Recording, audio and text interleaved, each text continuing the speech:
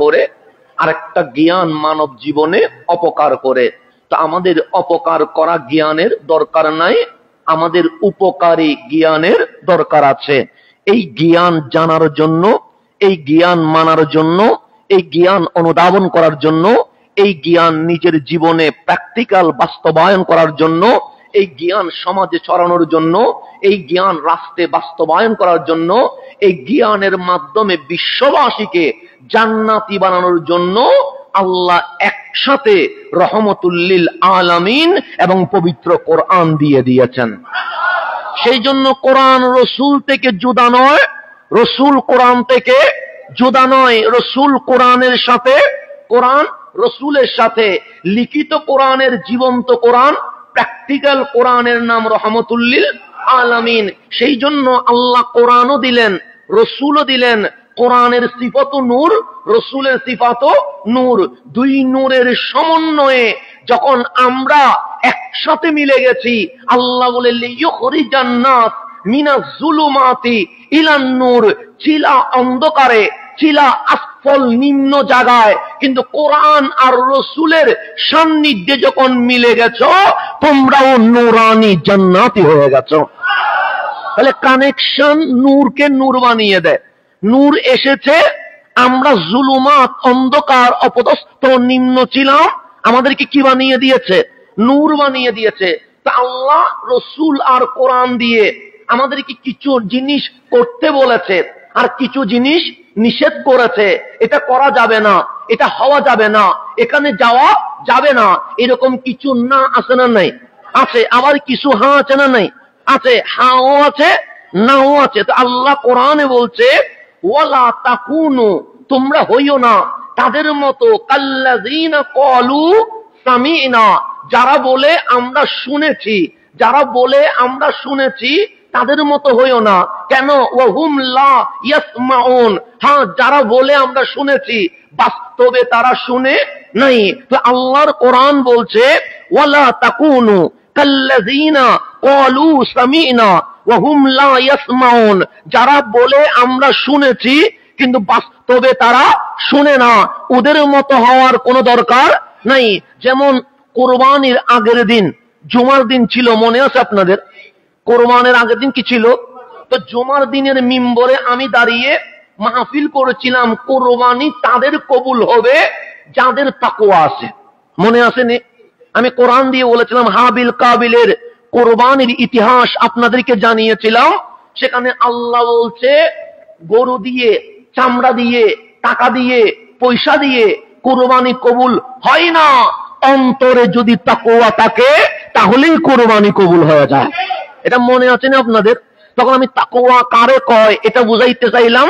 তাকওয়ার সংক্ষেপ অর্থ হচ্ছে খোদাভীরু, আল্লাহর ভয়, হালাল হারাম বেঁচে চলা, এটার নাম কি? তাকওয়া। তো আমি এই মিম্বরে দাঁড়িয়ে যখন তাকওয়ার মাহফিল করছিলাম, আল্লাহর ভয়ের মাহফিল করেছিলাম, খোদাভীরুতার মাহফিল করছিলাম, ঠিক ওই খুতবার সময়ে কেউ যেন আমাদের এসির তার চুরি করা শুরু করে দিয়েছে। আমি যখন উপরে উঠলাম তখন আমাকে জানানো হলো, হুজুর খুতবা যখন তাকরীর করছিলেন তখন আমাদের এসির তার কি করেছে? চুরি করেছে। তো মাহফিল করছিলাম কি নিয়ে? তাকওয়া নিয়ে। তাকওয়া মানে কি? খোদাভীরু, চুরি ছেড়ে দেওয়া, ডাকাতি ছেড়ে দেওয়া, সন্ত্রাসী ছেড়ে দেওয়া, এটা মাহফিল করছিলাম। আর বক্তব্য চলছে তাকওয়া, কাজ চলছে চুরি, একই টাইমে চলছে। খুতবাও চলছে আবার চুরিও চলছে। তা আমার বক্তব্য ছিল তাকওয়া। তো শোনা যাচ্ছে তাকওয়া মানে খোদাভীরুতা, তাকওয়া মানে আল্লাহর ভয়, তাকওয়া মানে মাওলার ভয়ে হারাম ছেড়ে দেওয়া, তাকওয়া মানে মাওলার ভয়ে চুরি ছেড়ে দেওয়া, তাকওয়া মানে মাওলার ভয়ে ডাকাতি ছেড়ে দেওয়া। তো এই সব মাহফিল চলছে, উনিও শুনছে, যিনি তার কি করছে? চুরি করছে। কিন্তু ওনার কাছে ওই মাহফিলের ধ্বনি কান পর্যন্ত গিয়েছে, অন্তর পর্যন্ত যায় নাই। তো আল্লাহ বলছে ওয়ালা তাকুনু কাল্লাযীনা ক্বালু সামিনা ওয়া হুম লা ইয়াসমাউন, তাদের মতো হইও না যারা বলে শুনেছি বাস্তবে তারা শুনে না। তো যখন উপরে গিয়ে বলছে আপনি যখন মাহফিল করছিলেন তো আমি তো তাকওয়ার মাহফিল করছিলাম, তখন চুরি করছে কিসের? অ্যাসিড তার। তখন মনে মনে ভাবছিলাম চাকরি রাখার চেয়ে চলে যাওয়াই ভালো। কেন? আজকে মাহফিল হেদায়ত দিচ্ছে না। হেদায়ত যদি দিত সুরে সুরি না করে মসজিদের মুসল্লি হয়ে যেত। কথা ঠিক না? তাহলে আমি মাহফিল করছিলাম তাকওয়া নিয়ে, তো উনি তো শুনছিলেন তাকওয়া মানে কার ভয়? আল্লাহর ভয়। কিন্তু এর উপরও কি করছে? চুরি করছে। সেই জন্য আল্লাহ বলছে তারা বলে ক্বালু সামিনা, তারা বলে আমরা শুনেছি, কিন্তু ওয়া হুম লা ইয়াসমাউন। তো আপনিও তো আমার কথা শুনলেন, আমিও তো আপনার কথা শুনলাম। শুধু শোনা জিনিসটা এখানে শেষ নয়। সেই জন্য আমি যদি বলি ওকে বলছিলাম ওখানে না যেতে, সে আমার কথা শুনে নাই। তো আমি যে বলছিলাম যাইও না, শুনছিল তো, আমি বললাম ওকে বলছিলাম, নিষেধ করেছিলাম না যাইতে, কিন্তু আমার কথা শুনে নাই, সেজন্য বিপদে পড়েছে। শুনে নাই মানে মানে নাই, শুনে নাই মানে বাস্তবায়ন করে নাই। তো আল্লাহ যে বলছে ক্বালু সামিনা, তারা বলে আমরা শুনেছি, ওয়া হুম লা ইয়াসমাউন, বাস্তবে তারা শুনে নাই। তো আজকেও যদি আমরা বলি সামিনা, আমরা শুনেছি, হ্যাঁ আপনাকে যদি বলি মান রব্বুকা, তোমার রবকে, আপনি বলবেন রব্বি আল্লাহ, ওয়া মা দীনুকা, আপনি বলবেন দীনি আল ইসলাম, ওয়া মা কুনতা তাকুল ফি হাক্কি হাযার রাজুল লি মুহাম্মদ সাল্লাল্লাহু আলাইহি ওয়াসাল্লাম, এই রাসূলের শানে কি বলেছিল? আপনি বলবেন রাহমাতুল লিল আলামিন। তো হিন্দুরেও তো জবাব শিখাই দিলে ও তো উত্তর মুখস্থ করতে পারবে, বৌদ্ধও তো পারবে, নাস্তিকও তো পারবে, কিন্তু কাল কবরে যখন যাবেন একই প্রশ্ন যখন করা হবে, হিন্দু কি উত্তর দিতে পারবে? বৌদ্ধ কি পারবে? নাস্তিক কি পারবে?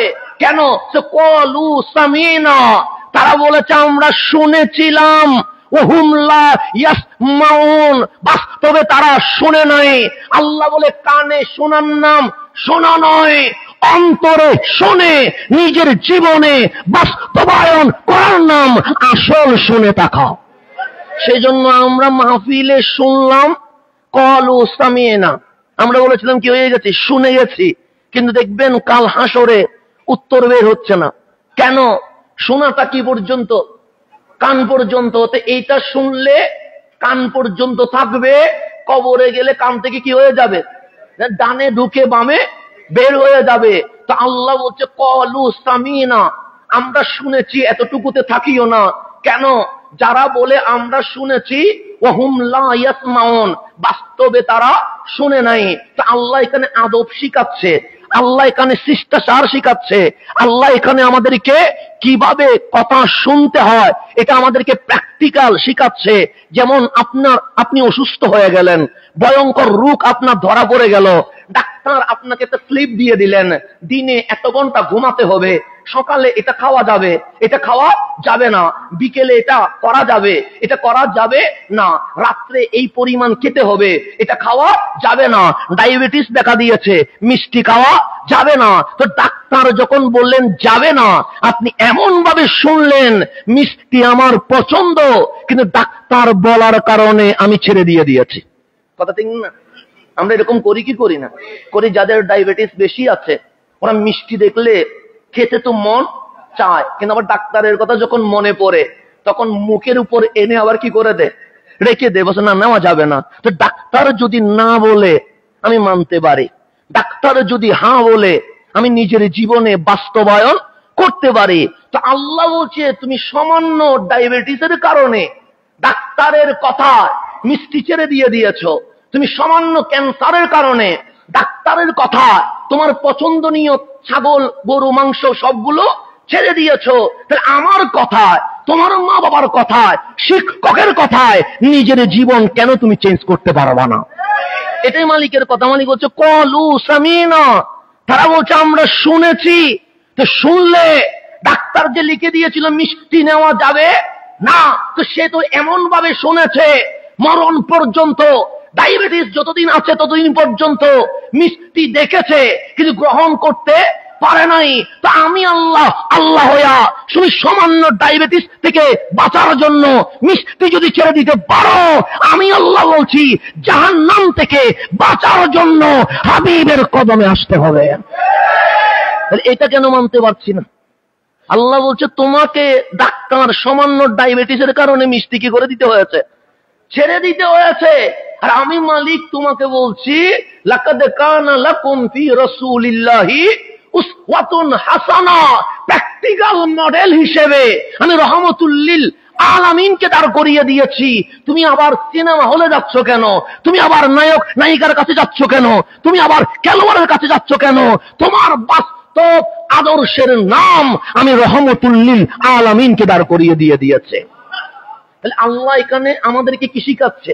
আদব, শিষ্টাচার। ওয়ালা তাকুনু কাল্লাযিনা ক্বালু সামি'না ওয়া হুম লা ইয়াসমাউন, তাদের মতো হইও না যারা বলে শুনেছি বাস্তবে তারা শুনে নাই। তাহলে আমি যখন আমার মা বাবার সাথে কথা বলবো, আমি যখন আমার শিক্ষকের সাথে কথা বলবো, আমি যখন জুমার মসজিদে মিম্বরে খুতবা শুনবো, আমি যখন মাহফিলে বসবো, তখন আমার মনোযোগ বিভিন্ন দিকে যায় কি যায় না? যায়। আমার মা আমার সাথে কথা বলছে, তখন আমি ফেসবুক দেখে বলছি মা বলো, শুনছি। আমি দেখছি কি? ফেসবুক। কিন্তু মা বলছে, মায়ের কথার কোনো গুরুত্ব আছে নাই। আমি মাহফিল শুনছি, আমি তখন ফেসবুকের টাইমলাইন দেখতে আছি, তা দেখছি টাইমলাইনে, শুনছি মাহফিল। তাহলে এটা কি শোনা হবে? হবে না। আমি শিক্ষকের কাছে গিয়েছি, আজকে বলতেও তো আমাদের লজ্জা হয়, শরম হয়, যেখানে শিক্ষকের মর্যাদা থাকে না ওই রাষ্ট্রে কখনো মাওলার রহমত বর্ষণ হয় না।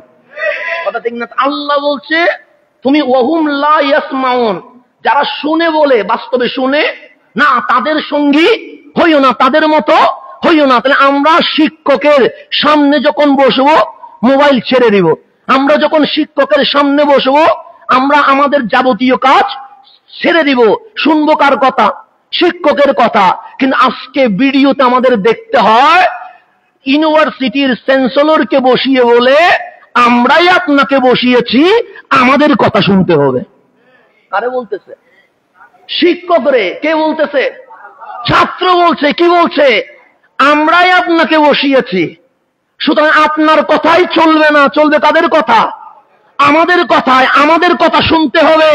আমরা যদি বলি দিন দিন, আমরা যদি বলি রাত রাত, তো যেই সোনার বাংলাদেশে ছাত্রের কথায় শিক্ষক চলতে হয়, ওই সোনার বাংলাদেশ কখনো মানুষের রূপান্তর হতে পারে না। আল্লাহ বলছে ক্বালু সামি'না ওয়া হুম লা ইয়াসমাউন, তারা নিজে বলে শুনেছি, তো বাস্তবে তারা শুনে নাই। তো যেখানে শিক্ষকের আদব থাকে না, যেখানে শিক্ষকের তাজিম থাকে না, যেখানে শিক্ষকের সম্মান থাকে না, সেই রাষ্ট্র যদি ভাবে আমরা বড় বিজ্ঞানী খুঁজে পাবো, জীবনে কখনো সম্ভব? আমরা বড় রাষ্ট্রপতি খুঁজে পাবো, জীবনে কখনো সম্ভব না। না কেন? যেখানে শিক্ষকের মর্যাদা নাই সেখানে শিক্ষার কোনো আলো নূর হতে পারে না। তাহলে আজকে আপনি যদি খেয়াল করেন, মাদ্রাসার স্টুডেন্ট যাদেরকে গঠন করা হয় নৈতিক শিক্ষার উপরে, মাঝে মাঝে অনেক সময় দেখি তাদের হাতেও শিক্ষক নিরাপদ নয়। তো যেখানে মাদ্রাসার ছাত্রদের হাতে শিক্ষক নিরাপদ হতে পারে না, সেখানে কলেজ ইউনিভার্সিটি স্কুলের শিক্ষকরা কি কখনো নিরাপদ হতে পারে? হতে পারে না। আমি যখন ওই ভিডিও দেখছিলাম যে আমাদের কথাই শুনতে হবে, আপনাকে আমরা বসিয়েছি, সেদিন আমি বুঝে গেছি যেখানে শিক্ষকের আদব নাই সেইখানে রাষ্ট্র সুন্দর করব এই স্বপ্ন দেখার কোনো অধিকার নেই, অধিকারই নাই। কেন? কারণ আপনার কাছে শিষ্টাচার নাই, আদব নাই, শ্রদ্ধা নাই, কিভাবে বড়কে সম্মান করতে হয়, কিভাবে ছোটকে স্নেহ আদর করতে হয়, এটা যেখানে জানা নাই, সেখানে আপনি যদি বলেন উন্নয়নের স্বপ্ন দেখছি, আর উন্নয়নের স্বপ্ন দেখার আগে আপনাকে আমাকে আদর্শ নাগরিক হইতে হবে, এরপর আপনি সামনে যাবেন, এর আগে যাইতে পারবেন না। সেই জন্য আল আজহারে যখন আমরা পড়েছিলাম, তখন বড় বড় স্কলারদের যখন বই পড়েছিলাম, সেখানে অনেক বড় বড় স্কলার মন্তব্য করেছে মিশরে ইসলাম পেয়েছি কিন্তু মুসলমান পাই নাই। কি পেয়েছি? ইসলাম পেয়েছে। ডক্টর আব্দুল মাহমুদ উনিও বলেছেন, আরো অনেকে বলেছেন, মিশরে ইসলাম পেয়েছি কিন্তু মুসলমান পাই নাই, কিন্তু ইউরোপে গিয়ে ইসলাম পাই নাই কিন্তু মুসলমান পেয়েছি। শব্দটা কিন্তু মারাত্মক।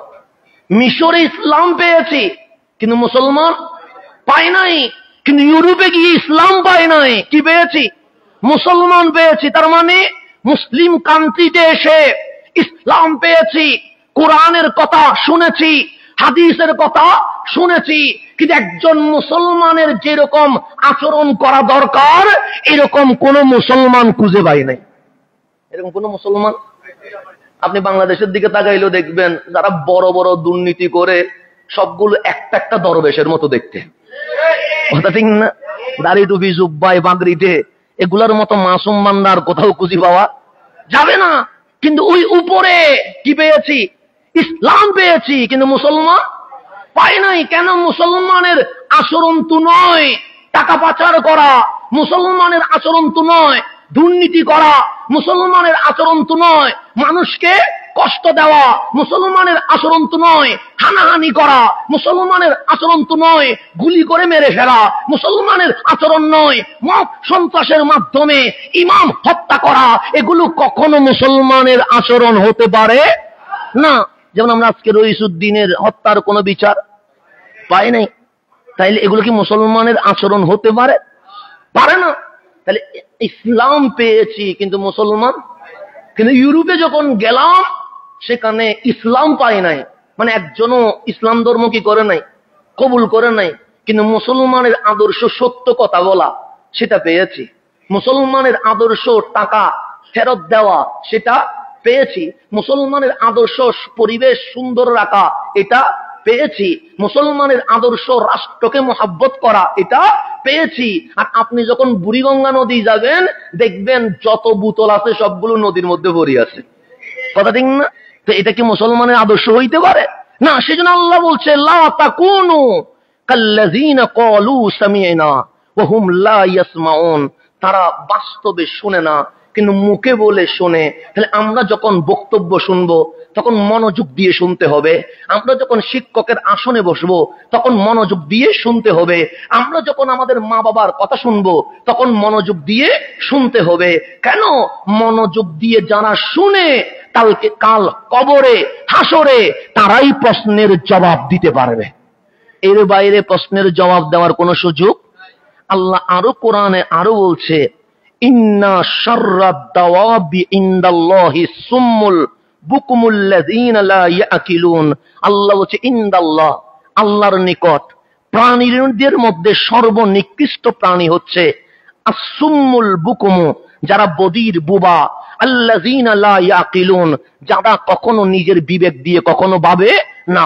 তো এখন কোন বধির যদি বলে হুজুর আমার দোষ কি, কোন বুবা যদি বলে আমার দোষ কি, আল্লাহ বলে ওই বুবার কথা বলে নাই, ওই বধিরের কথা বলে নাই, যে সত্য বলতে পারে না, যে সত্য শুনতে পারে না, তার চেয়ে অন্ধ বধির এই জমিনে আর কেউ হতে পারে না। তো আল্লাহ এরপরে বলছে লাহুম কুলুবুন, তাদের অন্তর আছে, কি আছে? কলব আছে, কলব। লাহুম কুলুবুন, তাদের অন্তর আছে, লা ইয়াফকাহুনা বিহা, এই অন্তর দিয়ে তারা ভাবতে পারে না, তারা গবেষণা করতে পারে না, তারা রিসার্চ করতে পারে না, তারা চিন্তা চেতনা করতে পারে না। লাহুম কুলুবুন, তাদের কলব আছে, লা ইয়াফকাহুনা বিহা, তারা এটা দিয়ে ভাবে না। লাহুম আয়ুনুন, তাদের চোখ আছে, লা ইউবসিরুনা বিহা, এই চোখ দিয়ে তারা দেখে না। ওয়া লাহুম আযানুন, তাদের কান আছে, লা ইয়াসমাউনা বিহা, এই কান দিয়ে তারা শুনে না। উলাইকা কাল আনআম, এগুলো মানুষ নয়, এগুলো চতুষ্পদ জন্তু। এতটুকু বললে বুঝতাম। আল্লাহ বলছে না না, হুম আদাল, এগুলো চতুষ্পদ জন্তুর চেয়ে আরো বেশি নিকৃষ্ট। কে বলছে? বলছে উলাইকা হুমুল গাফিলুন, তারাই হচ্ছে গাফেল, তারাই হচ্ছে অলস। তাহলে অন্তর আছে, অন্তর নিয়ে তারা ভাবে না, চোখ আছে, চোখ দিয়ে তারা দেখে না, কান আছে, কান দিয়ে তারা শুনে না। আল্লাহ বলছে উলাইকা কাল আনআম, তারা চতুষ্পদ জন্তু। গরু ছাগল শুকর যেরকম তারাও সেরকম। এখন আপনি বলবেন হুজুর আমার তো চোখ আছে, আমি তো চোখ দিয়ে দেখি, আমার তো কান আছে, আমি তো কান দিয়ে শুনি, আমার তো কলব আছে, এটা যখন শান্তি পায় হাসে, এটা যখন দুঃখ পায় তখন কান্না করে। তা আল্লাহ যে কোরআনে বলছে এটা তো হচ্ছে না। আল্লাহ বলে চোখে দেখার নাম দেখা নয়, কানে শোনার নাম শোনা নয়, মুখে বলার নাম বলা নয়, কষ্ট সুখ এগুলো অনুধাবন করার নাম আসল প্রশান্তি নয়। এখন মালিক রে বলেন মালিক আসল দেখা কি? আল্লাহ কোরআনে বলছে তুমি মক্কার দিকে চলে যাও, সেখানে আবু জেহেলও ছিল, আবু লাহাবও ছিল, উতবাও ছিল, সাইবাও ছিল। ওরা দুনিয়া দেখেছিল কিন্তু রসুল দেখে নাই। রসুল দেখে নাই। তো যারা রসুল দেখে নাই, যারা কোরআন শুনে নাই, যারা কলব দিয়ে মাওলার অস্তিত্ব অনুধাবন করতে পারে নাই, আল্লাহ বলছে হাবিব ইন্নাকা লা তুসমিউল মাউতা, আপনি মরারে কখনো শোনাইতে পারবেন না। আপনি মরারে কখনো, তো আবু জেহেল কি সেদিন মরা ছিলেন? না, সেদিন তো জীবিত ছিলেন। এখানে ডাক্তার আছে না? নাই, আছে। ডাক্তার সেদিন আবু জেহেলকে মরা বলবে না? না। আবু লাহাবকে মরা বলবে না? উতবা সাইবাকে মরা বলবে না? কেন? তারা বাজারে হাঁটছে, তারা গড়ে সংসার করছে, তারা মাঠে বক্তব্য দিচ্ছে, তারা রসুলের বিরুদ্ধে মিছিল মিটিং করছে। তো চোখ আছে, কান আছে, মুখ আছে, অস্তিত্ব আছে। আল্লাহ বলে চোখ দিয়ে দুনিয়া দেখার জন্য দেই নাই, কান দিয়ে দুনিয়া শোনার জন্য দেই নাই, কলব দিয়ে দুনিয়া রাজত্ব করার জন্য দেই নাই। এই চোখ কান অন্তর আমার মুস্তাফার গোলামি করার জন্য দিয়েছি। সেই জন্য আপনাকে রসুল চিনতে হবে, রসুল মানতে হবে, রসুলের চরিত্র নিজের জীবনে বাস্তবায়ন করতে হবে। আল্লাহ বলছে কলব থাকলে কলব হয় না। সেই জন্য আমরা যখন ডাক্তারের স্লিপ মেনে চলি, আমার রসুলের স্লিপ হচ্ছে কোরআন, আমার রসুলের স্লিপ হচ্ছে সুন্নাহ, আমার রসুলের আদর্শ হচ্ছে জান্নাতের পথ। সেই জন্য আমার কামলিওয়ালা বললেন আমি যারে একবার ধরে ফেলবো তারে জান্নাতে নিয়ে যাব। আম্মা জান হালিমার নাম তো শুনেছেন, যিনি আমার কামলিওয়ালাকে দুধ পান করিয়েছেন। আম্মা জান হালিমার যিনি স্বামী, উনি ছোট থেকে তো রসুলকে দেখেছেন। একদিন উনি মক্কায় আসলেন রহমতুল্লিল আলামিনকে দেখবেন বলে। উনি যখন মক্কায় ঢুকেছে, মক্কার মুশরিকরা বলছে আপনি কি হালিমার স্বামী? উনি বললেন হ্যাঁ আমি হালিমার স্বামী। তার মানে রসুলের তো বাবা। উনি বললেন হ্যাঁ আমি রসুলের বাবা। যে তোমার ছেলেটা কিনা আসগবি কথা বলে।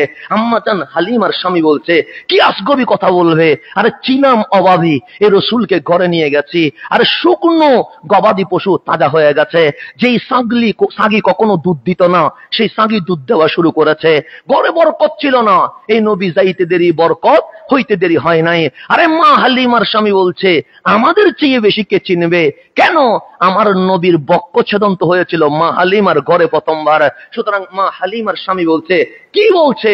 উনি বলছে নাকি কবরে সওয়াল জবাব হবে, উনি বলছে হাসরে নাকি সবাইকে উত্তোলন করা হবে, উনি বলছে কালকে নাকি আল্লাহর সামনে দাঁড়াইতে হবে, উনি বলছে যে মক্কা বিজয় হয়ে যাবে, উনি বলছে ইসলাম নাকি আল্লাহর ধর্ম, ইন্নাদ-দীন ইনদাল্লাহিল ইসলাম। উনি এগুলো শুনে মাথা ধরে গেছে। কি বলে এগুলো? উনি বললেন এটাই বলছে? হ্যাঁ এটাই বলছে। মা হালিমার স্বামী দৌড় দিলেন রহমতুল্লিল আলামিনের কাছে, ডাক দিলেন ইয়া মুহাম্মাদা সাল্লাল্লাহু আলাইহি ওয়াসাল্লাম, ইয়া রাসূলুল্লাহ আপনি কি বলছেন এগুলো? আপনি তো আমার ঘরে বড় হয়েছেন, আপনার মতো সন্তান আমরা জীবনে দেখি নাই, যিনি হাসলে চাঁদ হাসে, যিনি কাঁপলে আসমান কাঁদে। আপনি কি বলছেন এগুলো? আমার রসুল বলেন কি বলছি? যে মক্কার মানুষ আপনার উপর বিরক্ত হয়ে গেছে। কেন বিরক্ত হবে? যে তাদের বাবা মায়ের ধর্ম হচ্ছে লুত উজ্জার পূজা করা, আর আপনি বলছেন লা ইলাহা ইল্লাল্লাহ। ওদের সাথে আপনার তো মিলছে না। ওরা বলছে মরার পর মানুষ মিশে যাবে, খুঁজে পাবে না, আর আপনি বলছেন দিন আসবে। আল কারিয়াতু মাল কারিয়া ইজা ওয়াকাতিল ওয়াকিয়া ইজা জুলজিলাতিল আরদু জিলজালাহা। আপনি বলছেন কিয়ামত হবে, আল্লাহর সামনে দাঁড়াইতে হবে। এগুলো কি বলছেন? আমার রাসূল রাহমাতুল্লিল আলামিন সামনে বামে আর কিছু দেখে নাই। আপনাকে কি ওরা এগুলোই বুঝিয়েছে? হ্যাঁ এগুলোই বুঝিয়েছে। আমার কামলিওয়ালা বললেন আপনি হাতটা একটু দেন না।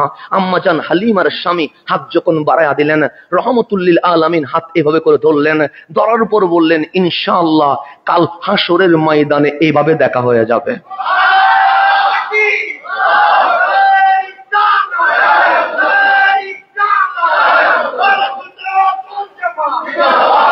আমার রাসূল বলে ইনশাআল্লাহ কাল হাসরের ময়দানে এভাবে দেখা হয়ে যাবে।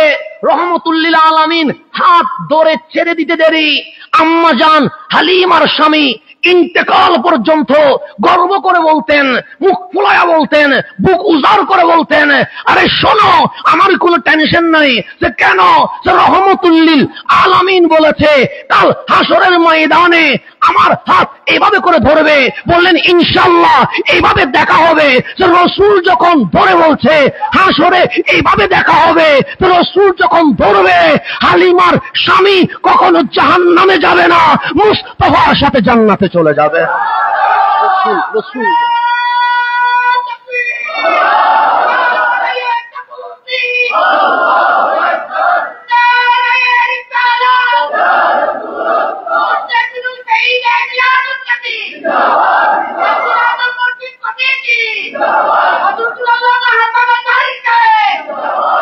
শুধু মসজিদ কমিটি দিলে হবে না, মুসল্লিরা কি দোষ করছে? শুধু কমিটি দিলে হবে না, মুসল্লিরাও কি করতে হবে? দিতে হবে, কথা ঠিক না? হ্যাঁ, মুসল্লিরা কি কোনো দোষ করছে না? হ্যাঁ, আচ্ছা ঠিক আছে, আগামীবার দেওয়ার সময় কমিটিও মুসল্লিও দিয়ে দিবেন। আমার মুসল্লি গুলা কিন্তু কোনো দিক দিয়ে কম না, কথা ঠিক না? এগুলো তো আমার সৈনিক। হ্যাঁ, আবার মসজিদ কমিটি রাগ করার দরকার নাই, উনি কমিটির কথা বলছে কিন্তু মুসল্লির কথা বলে নাই। তা আমার মুসল্লির আবার পরে বলবে হুজুর তো দেখি কমিটির পক্ষে কথা বলছে কিন্তু মুসল্লির পক্ষে বলে নাই। তো আমার মুসল্লিদের নামও স্লোগান হওয়ার দরকার আছে। এখনো সামনের দিকে যা, তাহলে গভীরভাবে খেয়াল করবেন। আম্মা জান হালিমার স্বামী মরণ পর্যন্ত বলতেন আমার কোনো টেনশন নাই, আমার কোনো সমস্যা নাই। কেন? কারণ রহমতুল লিল আলামিন বলেছে কাল হাসরে এইভাবে দেখা হবে। তো রাসূল যখন এইভাবে ধরবে জীবনে সে জাহান্নামে যাবে না, সে কোন দিকে চলে যাবে? জান্নাতে। তো কামলিওয়ালা এমন রাসূল কাউকে চোখ দিয়ে দেখে হেসে সিদ্দিক আকবর বানিয়ে দিয়েছে, কাউকে বুকে ডেকে ফারুকে আজম বানিয়ে দিয়েছে, কাউকে নূর দুইটা দিয়ে জুন্নুরাইন বানিয়ে দিয়েছে, কাউকে বিছানায় শোয়া মাওলায়ে কায়নাত বানায়া দিয়েছে, কাউকে হাত ধরে জান্নাতুল ফেরদৌস পর্যন্ত পৌঁছায়া দিয়েছে, কাউকে মসজিদে নববীতে বসায়া সাহাবী বানায়া রাদিয়াল্লাহু আনহুম বানায়া দিয়েছে, কাউকে কাঁধের উপর বসায়া আল হাসান ওয়াল হুসাইন সাইয়্যিদা শাবাবিল জান্নাহ বানিয়ে দিয়েছে, কাউকে 1400 বছর পর উম্মত বানায়া ডাক দিয়ে বলছে টেনশন করিস না, তোরে ছাড়া আমি জান্নাতে যাব না। এটার নাম রহমতুল লিল। 1400 বছর পর উম্মত বানায়া বলছে টেনশন করিস না উম্মত, তোকে ছাড়া আমি কোথায় যাব না? জান্নাতে যাব না, তুই টেনশন করিস না। এটার নাম রহমতুল লিল। আজকে আমরা নবী ওয়ালা হতে পারি না। কি ওয়ালা? আমরা অমুক ওয়ালা হই, তমুক ওয়ালা হই, অমুক আমার ভালো লাগে, তমুক আমার ভালো লাগে, কিন্তু নবীটা আমার ভালো লাগে না। নবী ওয়ালা হতে পারি নাই। আর 1400 বছর পরে উম্মতকে বলে গেছে টেনশন করিস না, তুই জুমার দিনে আসবি তো দরুদ শরীফ বাড়ায়া দিস। আমরা বললাম ইয়া রাসূলুল্লাহ কেন দরুদ শরীফ বাড়াবো? যে তুরাদু আলাইয়া আমালুকুম, কি মনে করেছিস শুধু লাইভ কি প্রবাসে দেখবে? আরে জুমার লাইভ সোনার মদিনা থেকে আমি নবীও তো দেখতেছি। তুই দরুদ শরীফ পড়লে আমি ডাইরেক্ট শুনতে পাবো। জুমার দিনটা আমার জন্য বানিয়ে দিস, একটু বেশি বেশি দরুদ শরীফ পড়িস। আর উম্মত দরুদ পড়লে মাথা গরম হয়ে যায়, কিয়াম করলে ফতোয়া বাড়াইয়া যায়, ইয়া রাসূলুল্লাহ বলে অ্যালার্জি শুরু হয়ে যায়। কেন নবীওয়ালা হতে পারি নাই? আল্লাহ আমাদেরকে নবীওয়ালা হওয়ার তৌফিক নসিব করো। তাহলে আমাদেরকে ওইভাবে হতে হবে, শুধু ইসলামী না বললে হবে না, শুনছি বললে হবে না, এমন ভাবে শুনতে হবে যেই শোনার মধ্য দিয়ে নিজের অন্তর নূর হয়ে যাবে। কালিমা আপনিও পড়েছেন, কালিমা আমিও পড়েছি, কিন্তু আমার শাইন শাহে বাগদাদ গাউসে পাককে জিজ্ঞেস করেন আপনিও তো কালিমা পড়েছেন, আপনার কালিমা আর আমার কালিমার মধ্যে ফারাক কি? এখন আমি বলবো আমি তো কালিমা পড়েছি, চোখ বন্ধ করলে অন্ধকার ছাড়া আর কিছুই দেখি না। আর আমার আব্দুল কাদের জিলানী বলে আমি এমন কালিমা পড়ছি, হাতের উপর আমি যখন বিশ্ব রাখলাম একটা সরিষার দানা যেরকম, পুরা পৃথিবী আমার কাছে সেরকম মনে হয়েছে। আমার কালিমা আমাকে বিশ্ব আমার হাতের মুঠুর মধ্যে নিয়ে এসেছে। সেই জন্য ফারুক আজমও কালিমা পড়েছেন, আমিও কালিমা পড়েছি। আমি এখান থেকে 1 মাইল দূরে কিছু দেখি না। আমার ফারুকরে জিজ্ঞেস করেন, ফারুক আপনার কালিমা কতটুকু পৌঁছে যায়? আমার ফারুক বলে, আমি খুতবা দিচ্ছি জুমার মিম্বরে মসজিদে নববীতে, আর ওই 1000 মাইল দূরে মুসলমানদের যুদ্ধ চলছে, পাহাড়ের অপসাইতে শত্রু আক্রমণ করবে, আর আমার সারিয়া তখনও যুদ্ধের প্রস্তুতি না নিয়ে কথা বলছে। আমি দেখতে পাচ্ছি মুসলমানদের উপর আক্রমণ হবে। আমি জুমার মিম্বর দিকে ডাক দিলাম, ইয়া সারিয়া আল জাবাল, ইয়া সারিয়া আল জাবাল। সারিয়া কথায় ব্যস্ত থাকলে হবে না, আরে মাথাটা ঘুরায়া পাহাড়ের দিকে দেখো, শত্রু আক্রমণ করবে, তোমরাও আক্রমণের প্রস্তুতি নিয়ে নাও। ডাক দিয়েছে কোথায়? মদিনা থেকে পৌঁছে গেছে কত মাইল দূরে? 1000 মাইল দূরে। হযরতে সারিয়া 1 সপ্তাহ পর মুসলমান বিজয় হওয়ার পর যখন ফারুক আজমের দরবার আসলেন, ডাক দিয়ে বললেন, এই আমিরুল মুমিনিন, সেদিন যদি ইয়া সারিয়া আল জাবাল না বলতেন, আমরা তো হালাক হয়ে যেতাম, আমরা তো যুদ্ধের ময়দানে পরাজিত হয়ে যেতাম। আপনার ডাকের কারণে আমরা সতর্ক হয়ে গেছি, যুদ্ধ চলিয়ে গেছে, আমরা বিজয় লাভ করে ফেলেছি। এটা কালিমার নূর, কালিমার নূর। আমার কালিমা আমার ভেতর খবর করে নাই। আর ফারুক আজমের কালিমা মদিনায় বসে দেখে ফিলিস্তিনে কি হচ্ছে, মদিনায় বসে দেখে সিরিয়া ইয়ামানে কি হচ্ছে। এটাই হচ্ছে কালিমার নূর। ওই নূর আমার ভিতরে আসে নাই। কেন? সে কলু সামি'না, তারা শুধু বলেছে আমরা শুনেছি, ওয়াহুম লা ইয়াসমাউন, আল্লাহ বলে তারা শুনে নাই। কেন? তাদের শোনাটা কান পর্যন্ত গেছে, অন্তর পর্যন্ত যায় নাই। এখন আপনি যদি গভীরভাবে খেয়াল করেন, এই বিশ্বের মধ্যে 200 কোটি মুসলমান বলা হচ্ছে, তোর মধ্যে 65% তরুণ। তরুণরাই এখন ইসলামের সৈনিক। কারণ যুবক বাড়ছে মানে কিয়ামতের আলামত বেড়ে গেছে। কারণ ইমাম মাহাদির সৈনিক তো যুবকদেরকে হতে হবে। সেই জন্য বর্তমান সময়ে সমগ্র বিশ্বে 65% কি তরুণ যুবক। এই যুবকরা এখন ইসলামের সৈনিক। কিন্তু আমার তরুণ প্রজন্মের দিকে যখন তাকায়, তখন আফসোস হয়, কেউ সিনেমা হলে চলে গেছে, কেউ নাটকে চলে গেছে, কেউ জেনায় চলে গেছে, কেউ বেবিচারে চলে গেছে, কেউ কিশোর গ্যাংয়ে চলে গেছে, কেউ মারামারি হানাহানিতে গেছে কি যায় নাই? গেছে। কিন্তু আল্লাহ কোরআনে বলছে, এমনকি আমি আশ্চর্য হই, মাহফিল হওয়ার দরকার ছিল ইমাম গাজ্জালির মাহফিল হওয়া দরকার ছিল, দরকার ছিল মহিউদ্দিন ইবনুল আরবির মাহফিল হওয়া, মাহফিল হওয়া দরকার ছিল জালালউদ্দিন সুয়ুতির আসর হওয়া, মাহফিল হওয়া দরকার ছিল ইবনে হাজার আসকালানির মাহফিল হওয়া। এরকম পরিবেশে মাহফিল হওয়া দরকার ছিল। কিন্তু এখন মাহফিলের রং তামাশা দেখে আমার কাছে মনে হয় মাহফিল প্যাকেজ থেকে কোনো দিক দিয়ে কম হচ্ছে না। মাহফিল এক রং তামাশার কি হয়ে গেছে? বাজার হয়ে গেছে, বাজার হয়ে গেছে। কে কতটুকু রং করে, কে কতটুকু তামাশা করতে পারে, কে কতটুকু মনোরঞ্জন দিতে পারে। এখন মাহফিলের বাজারে আর কোরআন নাই, মাহফিলের বাজারে এখন হাদিস নাই, মাহফিলের বাজারে এখন আর আমার কামলিওয়ালা নবীর কোন আদর্শের কথা হয় না। এমন কিছু রং তামাশা বাউল গান করা হয় যেগুলার সাথে আমার ইসলামের দূরবর্তী কোনো সম্পর্ক নাই। কাছে তো দূরের, দূরবর্তীও কোনো সম্পর্ক নেই। মাহফিল থেকে রুহানিয়ত উঠে গেছে। সেই জন্য আগে মাহফিল হইতো মসজিদে, হেদায়ত হইতো বেশি। এখন মাহফিল হয় মাঠে, লক্ষ লক্ষ মানুষ হয়, কিন্তু হেদায়তের বেলায় জিরো ছাড়া 1% বলা যাবে না। তা আল্লাহ কোরআনে বলছে, ইয়া আইয়ুহাল্লাযীনা আমানু, হে বিশ্বাসীগণ, হে ঈমানদারগণ, মা লাকুম, তোমাদের কি হয়ে গেল? কে বলতেছেন? আমার আল্লাহ বলছেন, আমি বলি নাই, আমার আব্বাজান বলে নাই, কোন পীর মশায়েখ বলছে না। আল্লাহ বলছে, ইয়া আইয়ুহাল্লাযীনা আমানু, হে বিশ্বাসীগণ। যদি আল্লাহ বলতেন ইয়া আইয়ুহান নাস, হে মানব জাতি, সিরিয়াস ভাবে না নিলেও চলতো। কেন? সেখানে হিন্দু, বৌদ্ধ, চাকমা, নাস্তিক সবাইরে বলেছে, কিন্তু আল্লাহ সবাইরে বলছে না, আপনাকে বলছে, আপনাকে, ইয়া আইয়ুহাল্লাযীনা আমানু, হে ঈমানদারগণ, মা লাকুম, তোমাদের কি হয়ে গেছে? তোমাদের এমন কেন হলো?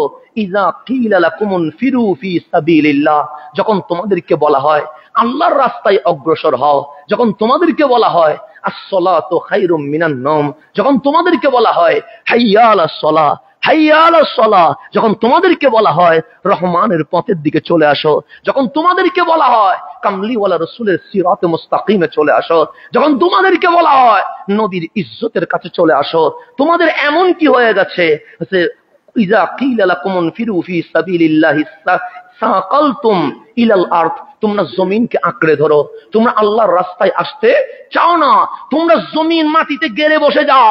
তোমাদেরকে যখন আল্লাহর দিকে ডাকা হয় তোমরা ঘরে বসে থাকো, তোমরা দুনিয়া নিয়ে বসে থাকো, তোমরা ব্যবসা নিয়ে বসে থাকো, কিন্তু আল্লাহর রাস্তায় আসতে চাও না, তোমাদের কি হলো এমন, কি হলো এমন।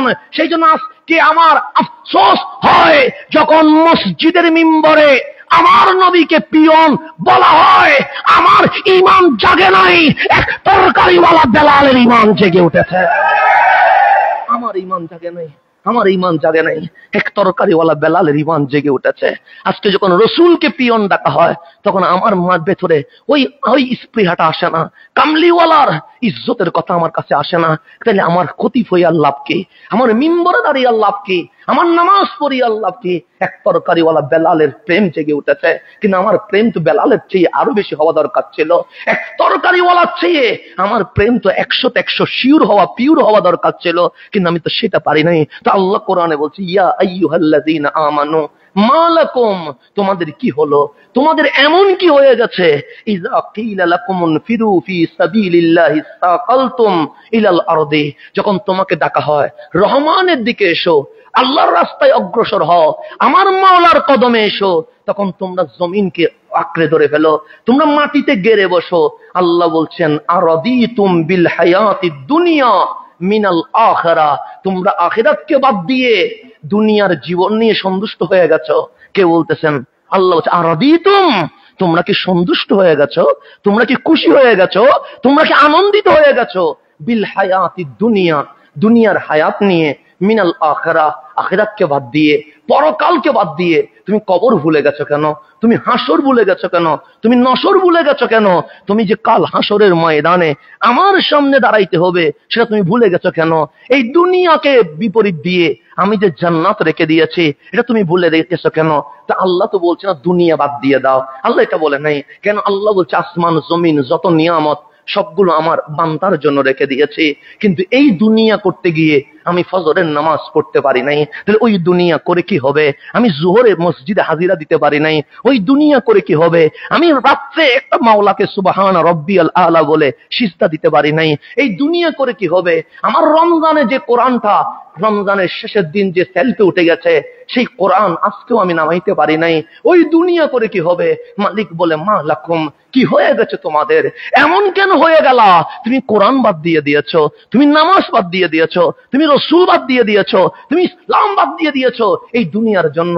অথচ তোমার জন্য তো আমি দুনিয়া বানায় আছি, সমস্ত রিজিক তো তোমার জন্য বানিয়েছি। আল্লাহ বলে দুনিয়াও করো, আখিরাতও করো, সংসারও করো, মসজিদেও আসো, চাকরিও করো, কোরআনটাও পড়ো। কিন্তু এখন চাকরির কারণে কোরআন দেখার সুযোগ হয় না, সংসারের কারণে মসজিদে আসার সুযোগ হয় না। আমার এত স্বপ্ন বেড়ে গেছে, আমার স্যালারি দিয়ে চলে, কিন্তু আমার বাম হাতের ইনকাম না করলে আমি তো শৌখিনতা করতে পারি না, সেজন্য আমার বাম হাতও সমান তালে চলছে। আল্লাহ বলছে, মা লাকুম, কি হয়েছে তোমাদের? যখন তোমাদেরকে ডাকা হয় মাওলার দিকে এসো, তোমরা না এসে জমিনকে আঁকড়ে ধরে রাখো, তোমরা জমিনে মাটিতে বসে বসে থাকো, কামড়ে ধরে রাখো। আল্লাহ বলছে, আখিরাত বাদ দিয়ে দুনিয়ার জীবন নিয়ে খুশি হয়ে গেছো। ফামা মাতাউল হায়াতিদ দুনিয়া ফিল আখিরাতে ইল্লা কালিল, আখিরাতের তুলনায় দুনিয়ার যে নিয়ামত সেটা সামান্য, সেটা গণার মধ্যে পড়ে না। তুমি বিশাল বাংলো দেখে বলছো এরকম নিয়ামত আর কোথায় আছে? তুমি 5 তলা বিল্ডিং দেখে বলছো এরকম নিয়ামত আর কোথায় আছে? তুমি BMW দেখে বলছো এরকম নিয়ামত আর কোথায় আছে? তোমার VIP জীবন দেখে বলছো এরকম নিয়ামত আর কোথায় আছে? তুমি 5 স্টার হোটেল দেখে বলছো এরকম নিয়ামত আর কোথায় আছে? আল্লাহ বলছে, ফামা মাতাউল হায়াতিদ দুনিয়া ফিল আখিরাতে ইল্লা কালিল, তুমি যে দুনিয়ার বুক সামগ্রী দেখতে পাচ্ছ এটা আখিরাতের তুলনায় নগণ্য, গণাও যাবে না। সেজন্য আল্লাহ বলছে, আমার কাছে চলে আসো। কেন? সুওয়ামা ইনদাল্লাহি খায়রু ওয়া আবকা, আল্লাহর কাছে আছে ভালো জিনিস, ওয়া আবকা, দুনিয়া একদিন শেষ হয়ে যাবে, কিন্তু মাওলা তোমার জন্য যে পুরস্কার রেখেছে সেটা জীবনে কখনো শেষ হবে না, এটা অস্থায়ী নয়, স্থায়ী। তাহলে আমাদেরকে আল্লাহ বলছে সর্বপ্রথম শুনতে হবে মনোযোগ দিয়ে। কি দিয়ে? মনোযোগ দিয়ে। জুমার নামাজের পরে চলে গেলাম হবে না, শুনবো মনোযোগ দিয়ে, আমল করতে হবে। 2 নাম্বার, আসতে হবে কার দরবারে? আল্লাহর দরবারে। আল্লাহ বলছে চলে যেও না দুনিয়ার মুখী হয়ে, আল্লাহ বিমুখ হইও না, দুনিয়াও করো, মালিকের কাছে আছো। 3 নাম্বার আমার মাওলা যেটা বলছে এটা আজকে বড় গুরুত্বপূর্ণ, ওয়াকাদা রব্বুকা আল্লাহ তা'বুদু ইল্লা ইয়াহু। আল্লাহ বলছে ওয়াকাদা রাব্বুকা, হাবিব আপনার রব আদেশ দিচ্ছে, হুকুম দিচ্ছে, নির্দেশ দিচ্ছে, আল্লাহ তা'বুদু ইল্লা ইয়াহু, ইবাদত চলবে শুধু কার? আল্লাহর, অন্য কারো ইবাদত চলবে? আল্লাহ তা'বুদু ইল্লা ইয়াহু, একমাত্র ইবাদতের হকদার হচ্ছে আমার মালিক আল্লাহ। তোমরা আল্লাহ ছাড়া অন্য কারো ইবাদত করো না। ইবাদত করতে হবে কার? আল্লাহর। এরপর বলছে ওয়াবিল ওয়ালিদাইনি ইহসানা, মা বাবার সাথে ভালো ব্যবহার করতে হবে, সৎ ব্যবহার করতে হবে। মা বাবার সৎ ব্যবহারের আগে মালিক বলছে আল্লাহ তা'বুদু ইল্লা ইয়াহু, ইবাদত করতে হবে কার? আল্লাহর। তো যে সন্তান নরনারীর বুকে মাওলার ইবাদত নাই, মালিকের প্রেম নাই, সে কখনো মা বাবার খেদমত করতে পারবে না। ঘোষণা কার?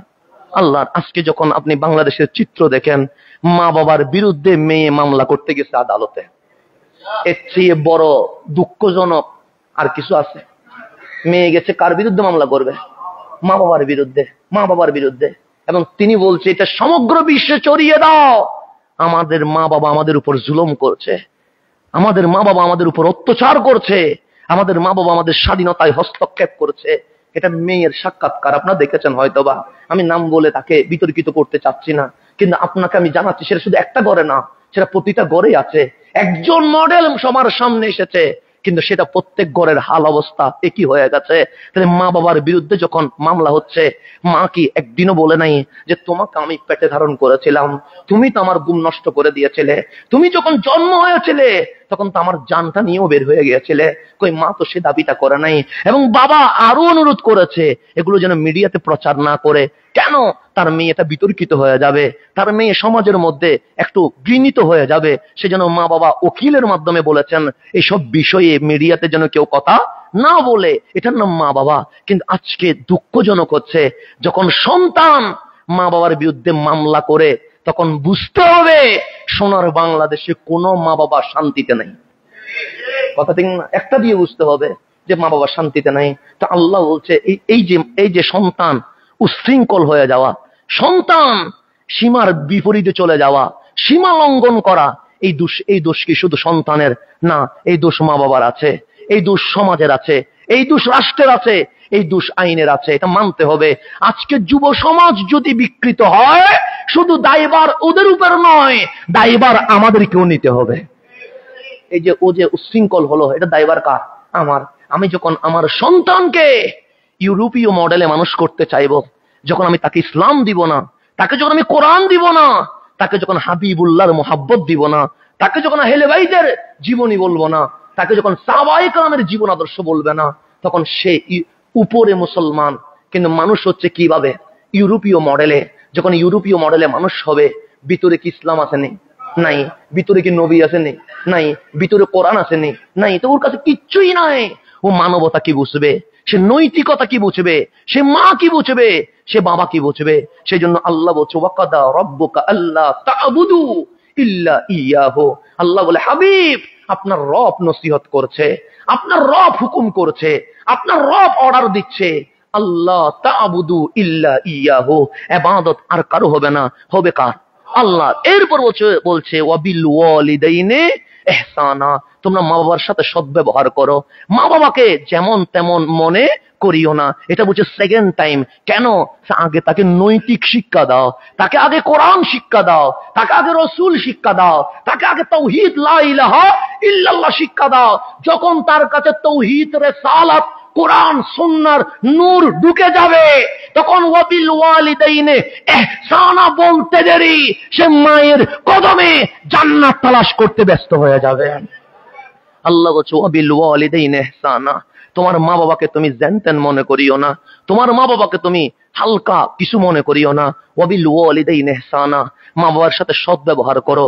এরপর আমার আল্লাহ বলছে ইম্মা ইয়াবলুগান্না ইনদাকাল কিবারা আহাদাহুমা আও কালাহুমা, যদি মা বাবা থেকে কেউ একজন অথবা উভয়জন বার্ধক্যে যদি উপনীত হয়ে যায়, যদি বুড়া হয়ে যায়, যদি বৃদ্ধ বা বৃদ্ধা হয়ে যায়, মা বাবা যখন বয়স্ক হয়ে যায়, আপনার বয়স যখন 20, আপনি জেন জি, আপনি আধুনিকতার সময়ে বসবাস করছেন, কিন্তু আপনার মা বাবা এখন কি হয়ে গেছে?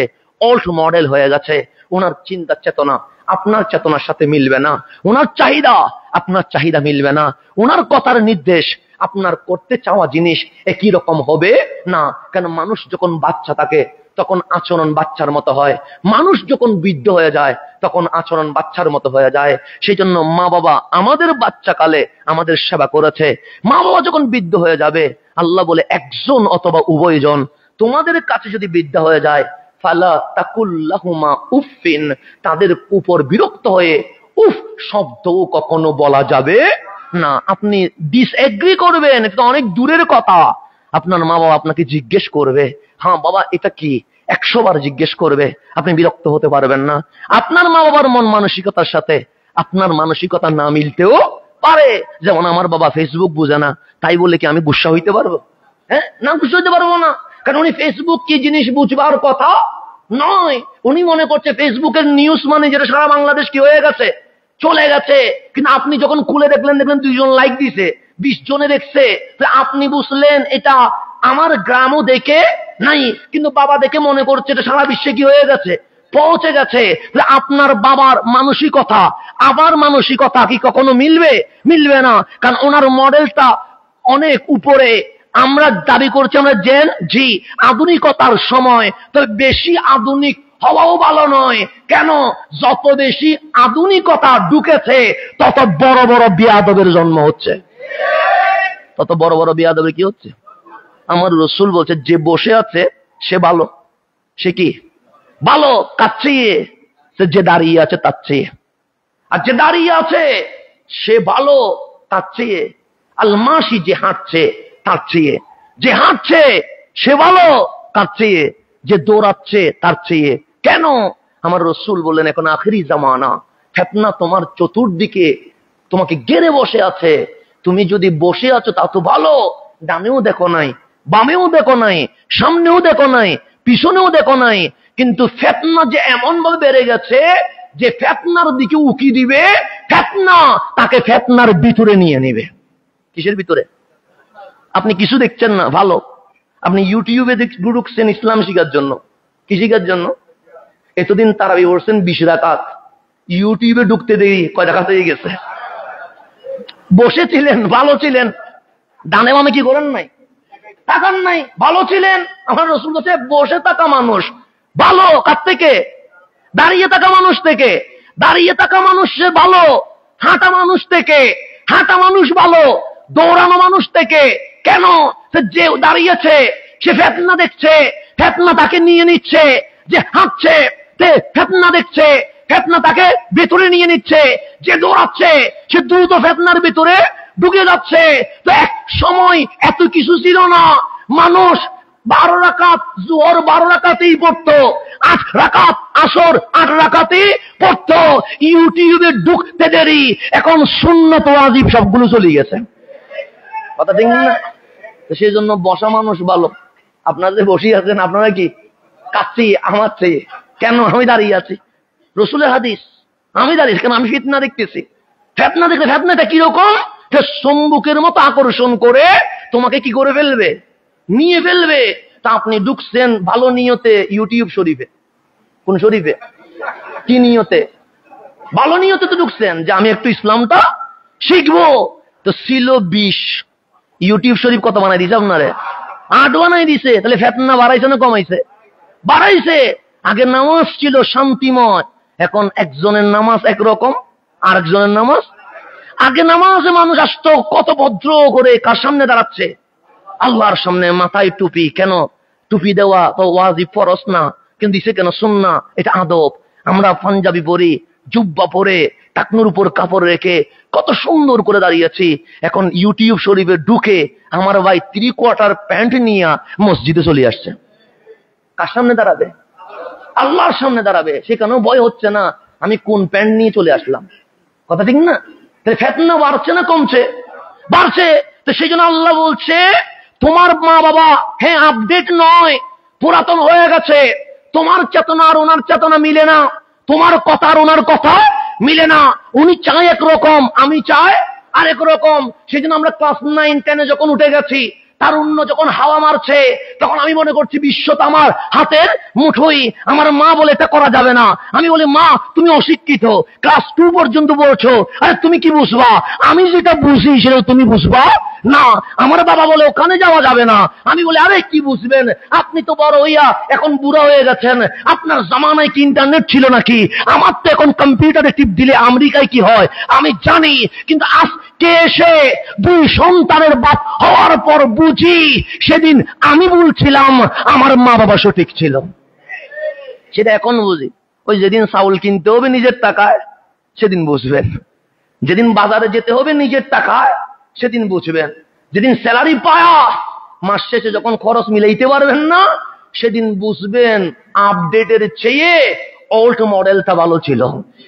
এখন বুঝবেন না। তাই সেই জন্য আল্লাহ বলছে, লা তাকুল লাহুমা উফিন, বিরক্ত হয়ে উফ শব্দ বলা যাবে, ওয়ালা তানহারহুমা, কোন ধমক দেওয়া যাবে, ওয়া কুল লাহুমা কাওলান কারীমা, কথা বলবে সফট, নরম, শুকলাল হতে পারবে না, চেহারায় ধমকের সুর আসতে পারবে না, একদম কোমল হয়ে যেতে হবে।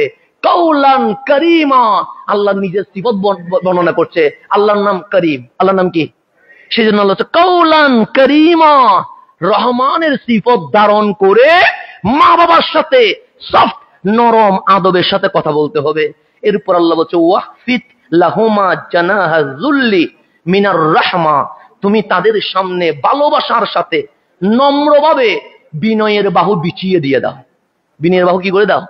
বিছাই দাও। বিছাই দাও মানে কি? দাও নিচে, বিছানো কি উপরে দেওয়ালে, মানে উপরে কথা বলার সুযোগ আছে। বিছাই দিলে আর কথা বলার কি নাই, সুযোগ নাই। তারপর হচ্ছে কুল, এবং দোয়া করো, রব্বির হামহুমা কামা রব্বায়ানি। এটা দিয়ে আল্লাহ বড় মেসেজ দিয়েছে। আপনি মনে করছেন শুধু দোয়া করতে বলছে না, আল্লাহ আপনারা দেখাই দিচ্ছে, তুমি যে তোমার মায়ের আজকের দিনের খাবারের বাজার করেছ, তুমি যে তোমার বাবার মেডিসিন কিনে দিয়েছ, তুমি যে তোমার মা বাবার যত্ন নিচ্ছ, এটা তুমি কোনো উপকার করো নাই মা বাবার। কেন? রব্বির হামহুমা কামা রব্বায়ানি সাগীরা, মালিক আমি যখন ছোট ছিলাম তখন বেসাহারা ছিলাম, তা আমার মা বাবা আমার উপর যেমন রহম করেছে তুমিও সেরকম রহম করো। তা আল্লাহ আপনাকে মেসেজ দিচ্ছে, বান্দা তুমি যে মায়ের পিছনে টাকা খরচ করেছো, তুমি যে বাবাকে গোসল করিয়ে দিয়েছো, এতে মা বাবার উপকার করো নাই। তোমার মা তোমাকে যে দুধ পান করিয়েছে, তোমার বাবা তোমার জন্য যে রক্তকে পানি করে দিয়েছে, তুমি কোটি বছর মা বাবার খেদমত করলেও এই ঋণ কখনো শোধ করা যাবে না। এই ঋণ কখনো শোধ করা। তা আজকে আমরা কি করছি? আজকে মায়ের মা বাবার বিরুদ্ধে মামলা করতে যাচ্ছে কোর্টে। এটার নাম দিছে স্বাধীনতা। এটার নাম কি? স্বাধীনতা। কার বিরুদ্ধে মামলা করছে? মা বাবার বিরুদ্ধে। যে দুনিয়া দেখালো তার বিরুদ্ধে মামলা করে দিয়ে বলছে এটার নাম স্বাধীনতা। তো এরকম স্বাধীনতার কোনো দরকার আছে নাই। আপনি শিক্ষক লাঞ্ছিত করবেন, এটার নাম তো স্বাধীনতা হতে পারে না। সেই জন্য আজকে এটার নাম যদি বলেন আমাকে ছেড়ে দেওয়া, আমার নিজস্ব অধিকার বাস্তবায়ন করা, এটার নাম কখনো স্বাধীনতা হতে পারে না। তা আমার মাওলা বলছে, তুমি তোমার ওয়াহফিদ লাহুমা জানাহা যুল্লি মিনার রাহমা, ভালোবাসার সাথে নম্রতার চাদর মা বাবার কদমে বিছিয়ে দিয়ে দাও। তুমি এমন ভাবে থাকবা তোমার মা বাবার ইন্তেকাল পর্যন্ত তোমার মায়ের কদমে তোমাকে মাথা ঝুঁকিয়ে দিতে হবে, তোমার বাবার সামনে তোমাকে নত হয়ে যেতে হবে। এবং যখন মারা যাবে তখন দোয়া করবে, রব্বির হামহুমা কামা রব্বায়ানি সাগীরা। এটাই আল্লাহ ঘোষণা দিচ্ছে। তাহলে মা বাবার বিপরীতে কখনো যাওয়া যাবে? মা বাবা খারাপ হোক, নিজের মা নিজের কাছে কখনো খারাপ হইতে, বাবা অন্যের কাছে খারাপ হতে পারে, কিন্তু আমার বাবা আমার কাছে সেরা হতে হবে। এর বাইরে যাওয়ার কোনো সুযোগ নাই। তাহলে আপনাকে আল্লাহ ডিউটি দিয়েছেন কয়টা? 3টা। 1 নাম্বার শুনতে হবে, শোনার মতো শুনতে হবে। 2 নাম্বার আল্লাহ বলছে আমার প্রতি অগ্রসর হতে হবে, আমার হাবিবের দেখানো পথে তোমাকে চলতে হবে, আল্লাহর ইবাদত করতে হবে। 3 নাম্বার, তুমি যদি দুনিয়া আখিরাতে সফলতা চাও, তোমার মা বাবার খেদমত করে তোমার মা বাবাকে রাজি করে ফেলতে হবে। এই 3টা জিনিস যদি তুমি করতে পারো, তুমি দুনিয়াতেও সাকসেস, আখিরাতেও। রিজিক কি দুনিয়ায় দে? কে দে? আল্লাহ বলে এই 3টা জিনিস মেনে নাও, রিজিক কোত্থেকে আসবে সেটা আমি আল্লাহ দেখব ইনশাআল্লাহ। এখন আসেন আজকে